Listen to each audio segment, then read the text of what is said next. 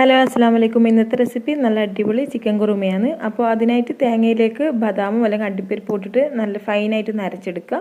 എന്നിട്ടൊരു കുക്കറിലേക്ക് നമുക്ക് പശു നെയ്യ് ഒഴിച്ചു കൊടുക്കുക. 1-2 ടീസ്പൂൺ മതി. അത് നല്ല ടേസ്റ്റാണ് ഈ ഒരു നെയ്യ് ചേർത്താൽ കറിക്ക്. എന്നിട്ട് എല്ലാ സ്പൈസസും കുറച്ച് പെരിഞ്ജീരകം കൂടി ഇട്ട് കൊടുക്കുക. എന്നിട്ട് അതിൻ്റെ കൂടെ തന്നെ ഉള്ളിയും പച്ചമുളകും ആവശ്യത്തിനുള്ള ഉപ്പും കൂടി ഇട്ട് നല്ലോണം ഒന്ന് വഴറ്റി കൊടുക്കുക. നല്ലോണം വഴറ്റി വന്നിട്ട് അതിലേക്ക് വെളുത്തുള്ളി ഇഞ്ചി പേസ്റ്റും നമ്മൾ ചിക്കനും കൂടി ഇട്ട് കൊടുക്കുക. അപ്പോൾ ഞാനിത് ഉപ്പും മഞ്ഞളൊക്കെ പെരക്കിയ ചിക്കനാണ് കേട്ടോ. അതും കൂടി ഇട്ടിട്ട് കുറച്ച് പാലും കൂടി ഒഴിച്ചിട്ട് തേങ്ങാപ്പാലോ പശുപാലോ എന്തായാലും പ്രശ്നമില്ല, ഒന്ന് വേവിച്ചെടുക്കുക. ഒറ്റൊരു വിസിൽ മാത്രം മതി. അപ്പോൾ ഒരു വിസിൽ വന്നതിന് ശേഷം ഇതുപോലെ ഏകദേശം 1/4 ഭാഗം വെന്തിട്ടിട്ടുണ്ടാവും. ഇനി നമുക്ക് നേരത്തെ അരച്ച് വെച്ച അരപ്പും കൂടി ചേർത്ത് ആവശ്യത്തിനുള്ള ഇളം ചൂടുവെള്ളം കൂടി ഒഴിച്ചു കൊടുക്കുക.